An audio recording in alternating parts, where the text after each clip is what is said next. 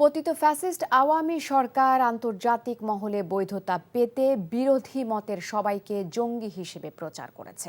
আর এর অংশ হিসেবেই 2013 সালে শাপলা চত্বরে হেফাজতে ইসলামের ওপর নারকীয় হত্যাযজ্ঞ চালিয়েছে বলে মন্তব্য করেছেন প্রধান উপদেষ্টার প্রেস সচিব শফিকুল আলম। একইভাবে ক্ষমতায় টিকে থাকতে 2024-এ ছাত্র জনতার আন্দোলনেও গণহত্যা চালায় স্বৈরাচারী সরকার। রাজধানীর এফডিসিতে শাপলা চত্বরে হত্যাকাণ্ড নিয়ে ডিবেট ফর ডেমোক্রেসির আয়োজনে ছায়া সংসদ বিতর্ক প্রতিযোগিতায় প্রধান অতিথির বক্তব্যে এসব কথা বলেন তিনি। প্রতিযোগিতায় সরকার দলে ছিলেন তামিরুল মিল্লাত কামিল মাদ্রাসার বিতার্কিকরা এবং বিরোধী দলে বিতর্ক করেছেন তানজিমুল উম্মাহ আলিম মাদ্রাসার বিতার্কিকরা। বিচারকদের রায়ে তানজিমুল উম্মাহ আলিম মাদ্রাসা বিজয়ী হয়। সঠিকভাবে জানি না হত্যাকাণ্ডটা কেন করা হলো।